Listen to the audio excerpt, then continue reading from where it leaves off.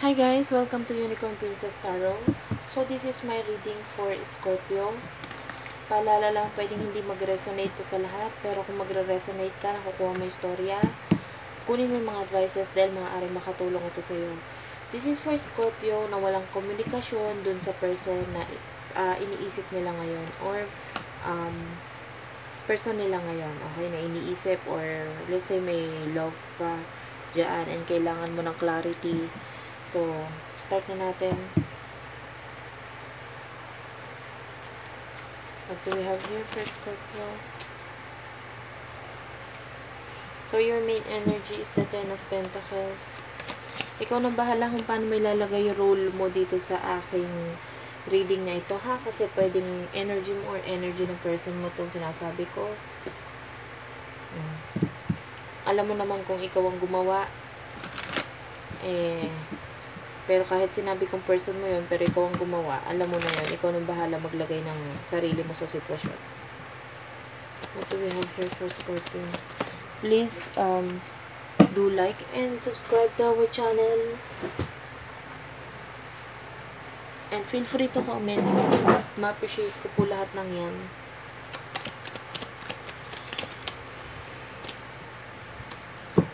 So, I see... Let's see, bago ko simulan. I see some of you nagkakaroon ng completion or may mga bagay na inaayos sa sarili nila. There's this feeling na you feel complete. Okay? And yung person mo, there's this energy na parang hindi siya mapakali or hindi siya may mga hindi siya makontrol sa buhay niya. Okay? Pwedeng ito ay may kinalaman sa I don't know, kung may karelasyon siya ngayon, I feel like there's gulo. May gulo ngayon dito. There's war and arguments. Hindi okay yung nagiging sitwasyon ng person na iniisip mo ngayon. Okay? Kung siya may karelasyon ng iba, may gulo ako nararamdaman dito. Hindi sila nagkakaunawaan. I feel like there's a lack of trust. And it shows here naman, lumabas sa cards ang trust. So, there's lack of trust. And, it says here, you deserve love. Let go of control issues. Okay. Okay, simulan natin yung reading.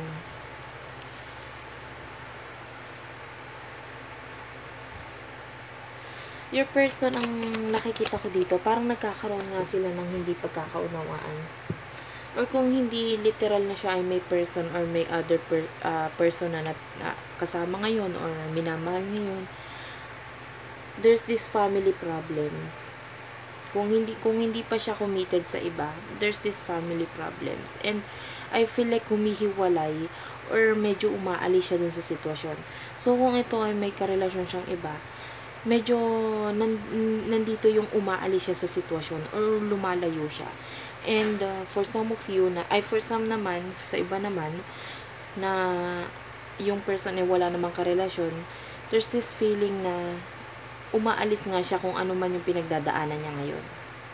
Kasi there's gulo eh. There's challenge. And with the Ace of Wands, this could be someone being single.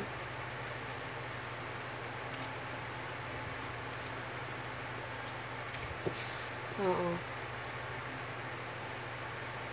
And, I feel like this someone is sinusunod na kung ano yung kutob niya, yung intuition niya. Kung ano yung pakiramdam niya, sinusunod na niya yun. Kaya nangyayari itong gulo na to. Nangyayari yung hindi pagkakaunawan na yan.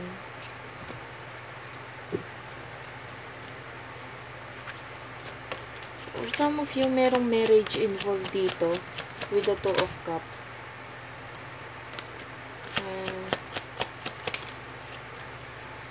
And the Lovers. Okay. I feel like your person loves to communicate with you.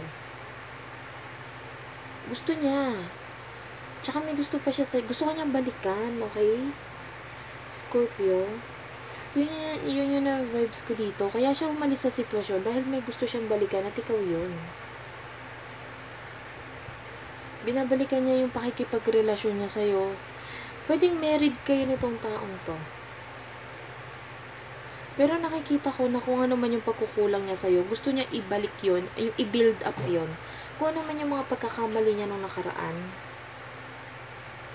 Gusto niyang buhayin ulit lahat ng yan. Kung hindi kayo kasal, yung relasyon niyo dati, okay? I feel like this is your ex. And nawala ng trust. Nawala ng trust ngayon.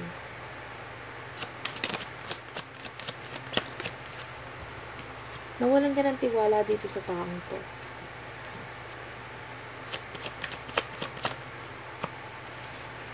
Babalik siya sa'yo. Gusto niya, kung wala pa kayo relasyon, ikaw ang bumubuo sa kanya. Nararamdaman yung stability niya, nakukuha niya yung stability niya sa'yo. Nafe-feel niya yung mga kaya mong ibigay. Pwedeng kung ikaw ang babae, ikaw yung gusto niya maging magulang, or ikaw yung maging gusto niyang maging nanay na magiging anak niya. Or for some of you, kung may child ka dito bata, I see a baby. So kung may batang involved dito, it's like concerned siya dun sa children eh. Concerned siya sa mga bata. Kung wala naman, it feels like gusto ko niyang balikan dahil this time, kung babalik siya, aayusin niya, and this time, hindi niya nagagawin kung ano man yung naging reason ng breakup niya noon. Magbabago siya. With the Four of Wands. With the King of Swords and Queen of Pentacles. Maaaring minsan ka na niyang niloko. Okay? I feel like some of you niloko ka nitong taong to ng mga baby pa yung mga anak niyo. I see someone here holding a baby. Pero kung yun nga, kung wala namang baby, wag mo na ilagay yung baby sa Pero sinaktan ka niya eh. Niloko ka niya. Pinaniwala ka niya sa mga bagay na hindi naman totoo. Pwedeng for some of you inilagay sa third party situation, nagkaroon ng babae, nagkaroon ng kung hindi naman babae. Kasi ang dami ko nakukuhang Scorpio eh. Sinaktan ka nitong taong to. Okay? I feel the pain here. And pwedeng for some of you, yun yung naging reason kaya nilayo mo yung bata o nilayo mo yung mga anak mo. Dahil sa ginawa niya. Hindi mo kinaya eh. Kung wala namang baby involved, yun ang sinasabi dyan, na sinaktan ka nitong taong to. It says here, with the Temperance, wait. Yun ang sinasabi. Have patience. Wait, mag-wait ka. Let's see. Three of Swords, yun. Pwedeng kaya nga kayo nagkahiwalay. Pwedeng may marriage involved dito with the Justice kasi legal matter ito eh. So nagkahiwalay kayo dahil nilagay ka sa pwedeng marriage. Okay, pwedeng ikaw yung sabihin na nating kabet. Okay. Pwedeng ikaw yung naging kabet or ikaw yung wife na iniwan. Yun yung nakikita ko dito. Pero sinasabi dito, have patience. May tinatago pa yung person mo eh. Tinatago niya pa ngayon yung feelings niya sa'yo. O yung pagbalik niya sa'yo. Medyo pinanghahawakan niya pa yung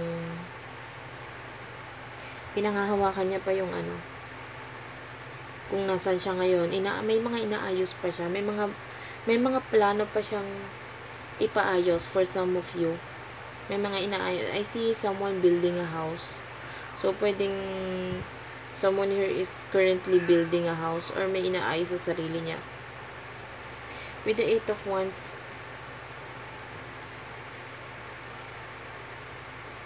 I feel like someone here is shouting. Parang sinasabi niya, pansinin mo ko. So, pwedeng binlock mo itong taong ito.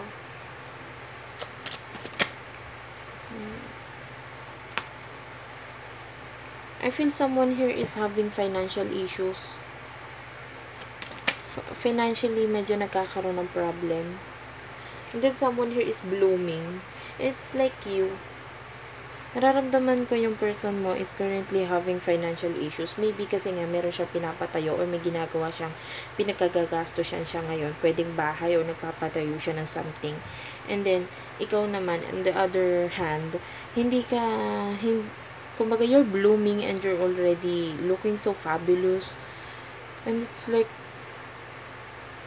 nagsishine down sa'yo ngayon yung yung araw. Parang, you shine. I see someone pregnant or yun nga, may children involved.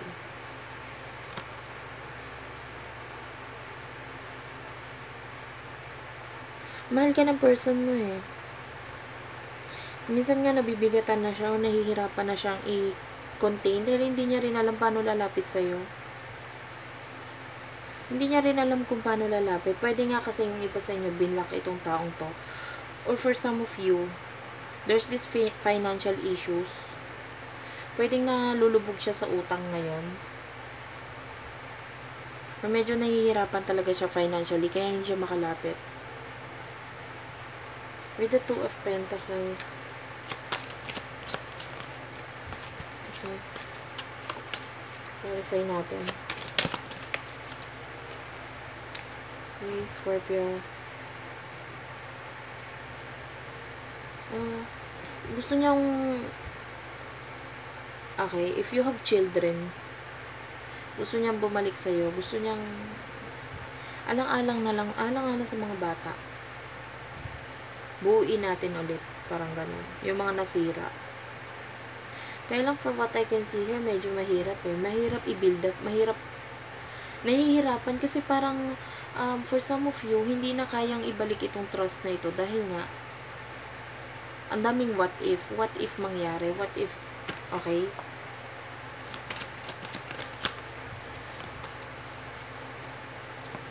Let's look at Pentacles. There's changes here. I see your person changing. Yun yung end card na lumabas. Yun yung pinakahuling card na lumabas dito. Yung person mo babalik sa'yo, magbabago siya. Babaguhin niya yung sarili niya, yung mga ginawa niya, hindi niya naulitin. It says here, lalo dun sa ayun yung huling card nyo, the Tower. This signifies change. Magbabago siya kasi nare-realize niya yung mga mali, yung mga kasalanan niya. It says here trust. So, you have to build up this trust. Kung tingin mo naman willing yung person mo na gawin lahat para ibalik yung nakaraan, para ibalik yung dati, trust him or learn to trust him or i-challenge mo siya.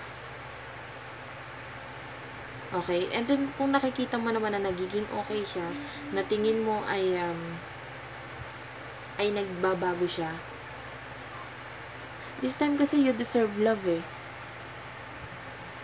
Your person sees you as someone who deserve love. Kaya gusto niyang ibalik ng person mo yung trust. Kasi dito niya nare-realize yung mga pagkakamali niya. And you deserve love. Deserve ka para mahalin. Let go of control issues. Kung ito ay pinipigilan mo, kung ito ay ikaw yung lumalayo, try to talk to him or her. Let go of control issues. Kung ano yung nagpipigil sa'yo, medyo mo yan. Medyo pag-isipan mong mabuti yan, ng 100%. Kasi pwedeng yung taong na to, nagbabago na para sa'yo eh. You just have to build this trust. And makikita mo naman yun sa action niya. With religious factor, I see someone here. You need to, I mean, you need to talk to God. You have to pray. Pray for this. If you're the one having financial issues, pray. Okay?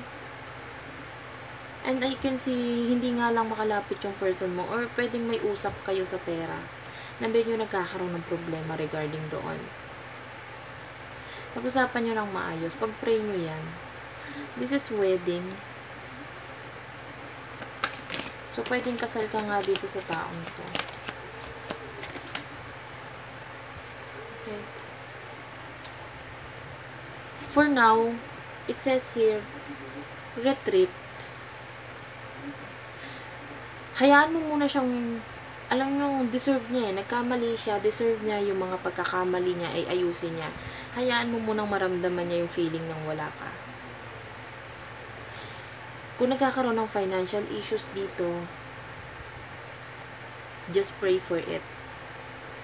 Pwedeng nagkamali kayo, pwedeng naging ang problem nyo ay kung hindi third party ay nagkaroon ng financial issues before. And then that end up na nag-away kayo and end of relationship kasi more on away na. It says here retreat. Sige, hayaan mo lang na kumbaga, umalis ka muna sa mundo or umalis ka sa time na nasasaktan ka or sinaktan ka nitong taong to. Gusto mo ng time for yourself. Sige. Pero this is your soulmate. Okay? I see someone here. This is your soulmate. You have a special connection with this person. And yung person mo unti-unting nare-realize at nabubuksan niya yung mata niya regarding that. Let your friends help you. Kung nahihirapan ka with regards to money, you know your friends can help you. Huwag kang mahiya. Just open up. Okay? And if it is him na nagsasabi sa'yo na magsusustento, ganto, ganyan, and you're not accepting, let him help you.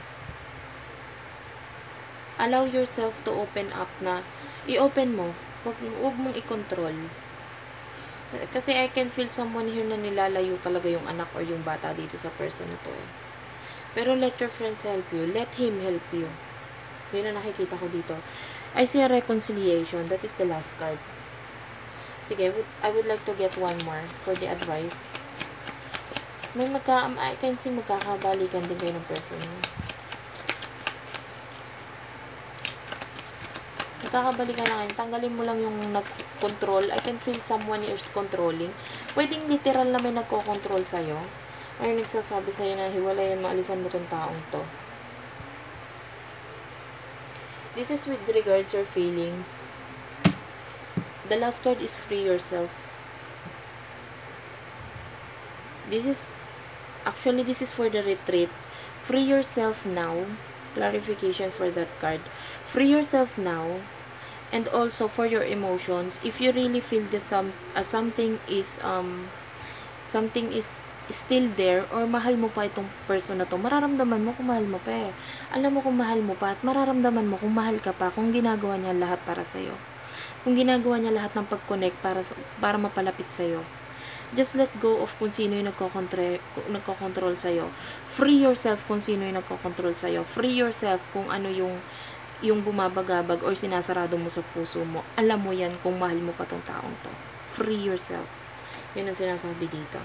Ilabas mo kung ano yung totoong nararamdaman mo, yung emosyon mo. Ipagdasal mo to. Dahil lahat ng to, maaaring mangyari o magkabalikan ulit. Dahil, nakikita ko dito, willing naman yung person mo. You just have to free yourself. So, yun lang. Thank you for watching, Scorpio. I hope naka-resonate kayo. Kung hindi kayo naka-resonate, maybe next time, energy nyo na yung makuha natin. And please do like and subscribe to our channel, Unicorn Princess Tarot. Maraming salamat po.